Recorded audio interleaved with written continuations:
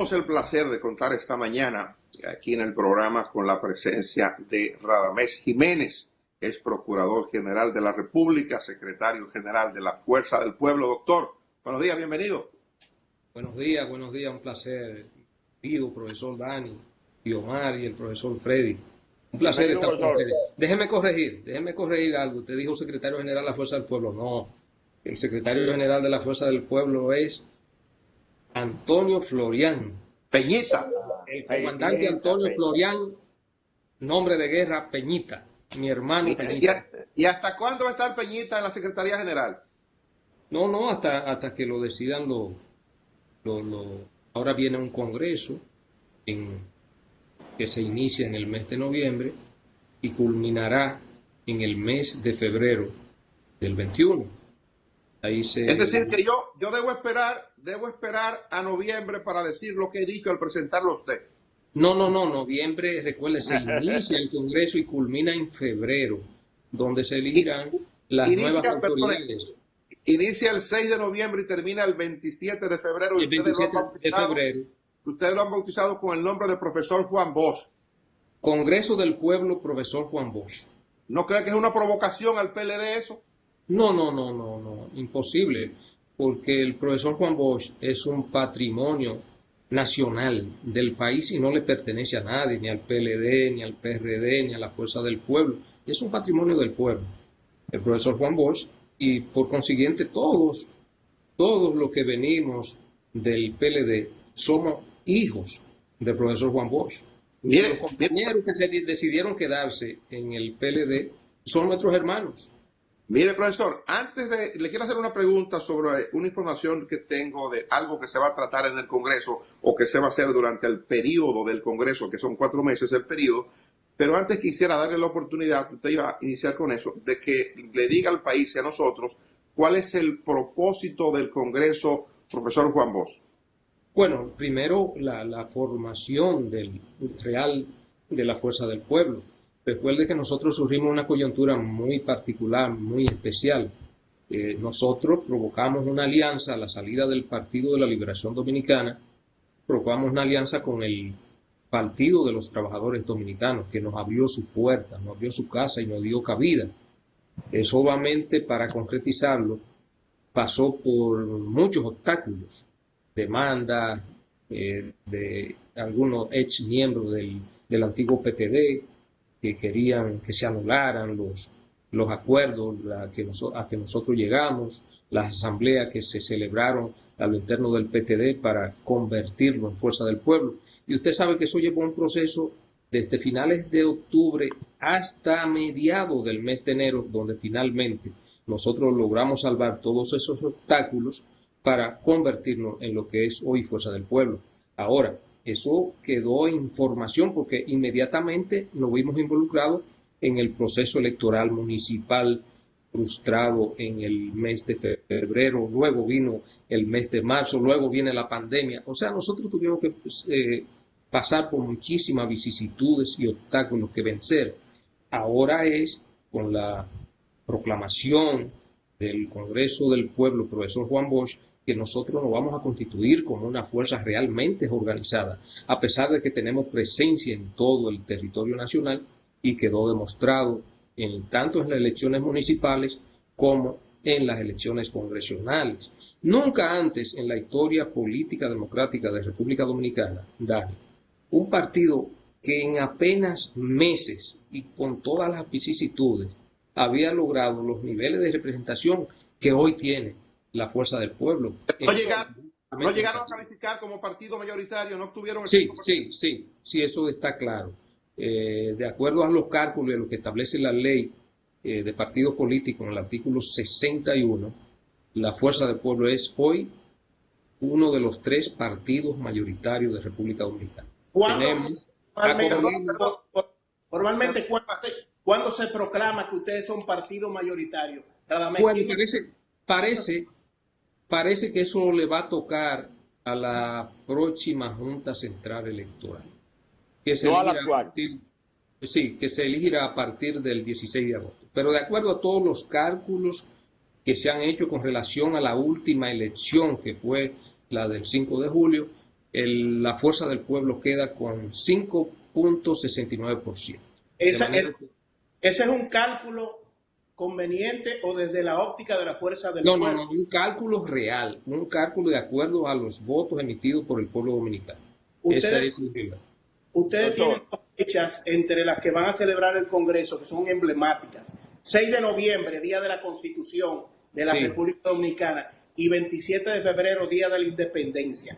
Mientras todo eso se desarrolla, ustedes ya pudieran ser parte, si el presidente Luis Abinader lo solicita formalmente al líder de su partido y al partido, formalmente pueden colaborar participando con posiciones en el gobierno del presidente electo Luis Abinader. Por ejemplo, yo bromeaba antes de esto, le decía, usted tiene un perfil de Procurador General de la República, hay otros dirigentes de la Fuerza del Pueblo que también, y en política se hacen acuerdos políticos que nada tienen que ver con cuestionamientos de orden moral, ni le quitan la esencia ni la identidad de su organización. Ustedes pudieran participar del gobierno si se da un gobierno de concertación nacional previo a un diálogo entre el liderazgo.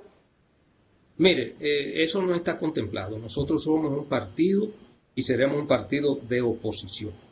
Ahora bien, no una oposición irracional, irreflexiva, sino una oposición constructiva, una oposición para consolidar las bases institucionales y democráticas de República Dominicana y el desarrollo, pero seremos un partido de oposición. Profesor.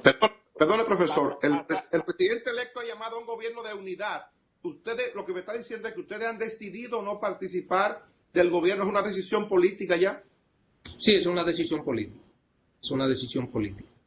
Lo que le dije, nuestra posición será una oposición constructiva, una oposición, si se quiere en algunos términos, colaborativa, porque el país está pasando por una situación de pandemia, de salud, de crisis, en que yo creo que hay que unir voluntades y en la medida en que haya que apoyar al gobierno para que esas acciones contribuyan a la solución de la situación en que nos encontramos hoy día, pues se contribuye. Pero en la medida en que asumir posiciones para que también el gobierno entienda y que los intereses del país estén representados y garantizados en la próxima administración, también la asumirá la fuerza del pueblo. Profesor, después de las elecciones del 5 de julio, ¿el Comité Ejecutivo de la Fuerza del Pueblo se ha reunido ya? Sí, ya hemos tenido varias reuniones. Precisamente en el día de hoy tenemos reuniones. Debo decirle y anunciarle al país que ya el coordinador del Congreso del Pueblo, profesor Juan Bosch, ha sido elegido, porque se va a crear una comisión. ¿Quién es el coordinador? Con 17 compañeros. El coordinador del Congreso del Pueblo, profesor Juan Bosch, lo es el compañero Franklin Almeida. La experiencia del compañero Franklin en todo lo que tuvo que ver con la formación del Partido de la Liberación Dominicana, su persistencia, un trabajador incansable y un gran organizador, nos llevó a la dirección política de la Fuerza del Pueblo a seleccionarlo como el coordinador del Congreso del Pueblo, profesor Juan Bosch. Profesor, dicen que durante el periodo del Congreso, 4 meses de Congreso en la Fuerza del Pueblo, que ustedes, repito, han bautizado con el nombre de, Congreso de Fuerza del Pueblo, profesor Juan Bosch, dicen que durante ese tiempo de 4 meses, ustedes se han propuesto de manera firme socavar las bases del Partido de la Liberación Dominicana. No, bajo ningún concepto. Lo que sí es que las puertas de nuestra organización están abiertas a todos esos compañeros, igual que están abiertas al pueblo. Porque mire, profesor, nosotros hemos tratado de construir un nuevo instrumento para la consolidación de la democracia, de los principios y valores democráticos en República Dominicana. Y ese instrumento es la Fuerza del Pueblo. Este Congreso usted va a ver que va a ser algo muy particular, donde el pueblo va a participar, todos los sectores. Nosotros vamos a consultar todas las fuerzas vivas de la nación, a los empresarios, a la juventud, a las mujeres, a los obreros, a los campesinos, a los profesionales, porque nosotros lo que queremos determinar en este Congreso, qué partido quiere la sociedad dominicana. Y ese es el partido que nosotros le vamos a legar a las presentes y futuras generaciones dominicanas. ¿Será cierto que en ese periodo hay congresistas electos ahora que van a formar, y otros que son reelectos que van a irse a la fuerza del pueblo? Profe, yo esa parte no se la puedo confirmar. Usted sabe que eso se marca dentro de las especulaciones. Entonces yo no tengo la certeza. Pero no lo niega, profesor. Para afirmarle ni negarle esa afirmación. Radamés, vuelvo a la pregunta de la colaboración en el gobierno de Luis Abinader. Es verdad que no van a aceptar posiciones ni nada de eso, pero es conocido de que en el actual gobierno del Partido de la Liberación Dominicana hay dirigentes o miembros o simpatizantes de la Fuerza del Pueblo o gente que admira y aprecia a Leonel Fernández, que tiene posiciones importantes en el gobierno.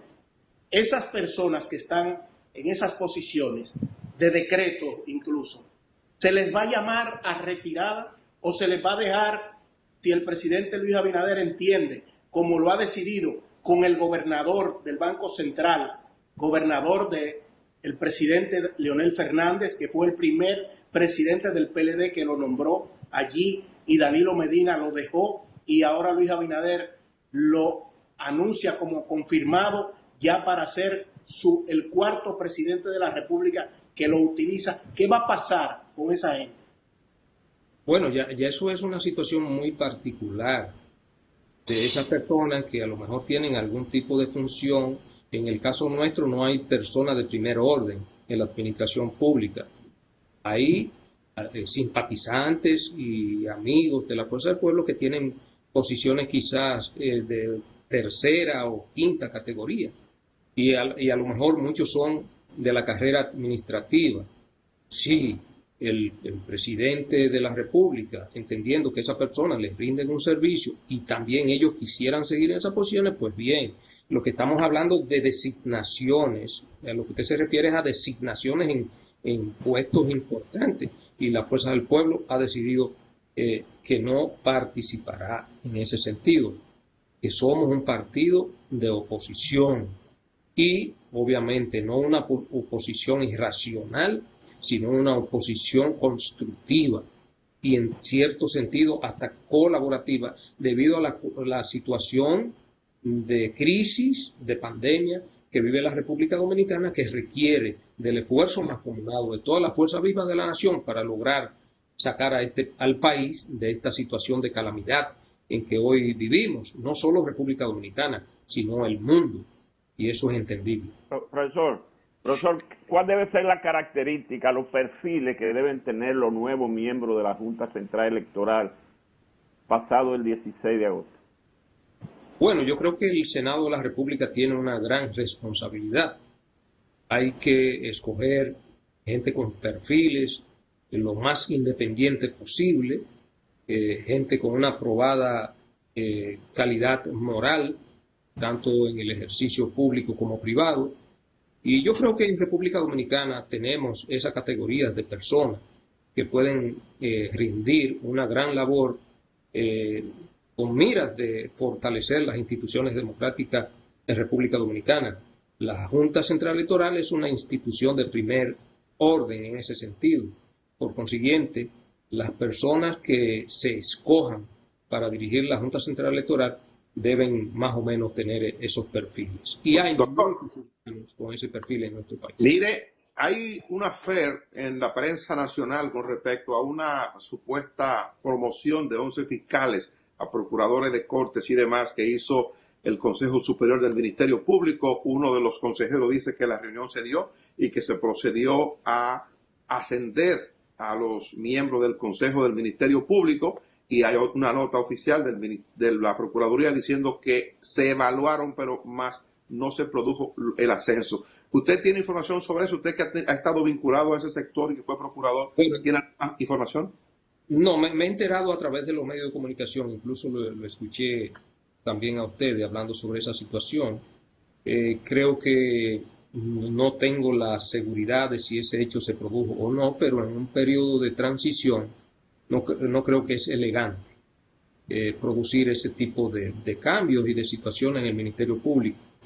El Ministerio Público, al igual que la carrera del Poder Judicial, son dos de las carreras más blindadas que tiene la administración pública en nuestro país. Nadie puede inventar en tratar de meterse con el Poder Judicial, pero igualmente nadie puede inventar con tratar de intervenir la carrera del Ministerio Público. La Constitución de la República es clara. Hay una carrera del Ministerio Público que debe ser respetada, que está constitucionalizada, pero que además está blindada por la ley 133-11, por esta ley, que fue una ley que es hija de nuestra administración al frente de la Procuraduría General de la República. Mire, profesor, una ley que prevé todo el procedimiento a seguir en términos de lo que son los ascensos y la promoción. Hay una información que publica el periódico Listín Diario, específicamente en base a unas declaraciones que ha ofrecido la persona que se ha señalado para ser el consultor jurídico del Poder Ejecutivo del nuevo gobierno que va a encabezar Abinader. Dice que se está creando y se va a enviar al Congreso de la República lo del establecimiento de un ministro de Justicia, y se va a tratar de excluir algo que usted promovió en su momento, y era la incorporación de la figura del Procurador General de la República como miembro del Consejo Nacional de la Magistratura. Se va a propugnar para que eso se elimine, para que el procurador salga del Consejo Nacional de la Magistratura. Eso evidentemente que habrá de necesitar una modificación constitucional. Aunque se plantea así y no se habla de modificar la Constitución, está claro que necesita de una revisión de la Carta Magna. Le pregunto a usted, ¿tienen noticias ahí a presto temprano para modificar la Constitución? Ustedes son una fuerza política con representación importante en la Cámara de Diputados y en el Senado. No, hasta el momento no tenemos esa noticia. Pero fíjese, se cuestiona la presencia del Procurador General de la República en el Consejo Nacional de la Magistratura. Pero cuando en la modificación constitucional, la reforma constitucional del año 2010, se decidió colocar al Procurador General de la República como parte del Consejo Nacional de la Magistratura, se hizo bajo una premisa muy lógica y una premisa que responde a los principios de equilibrios de poderes. Y usted me preguntará, ¿pero por qué?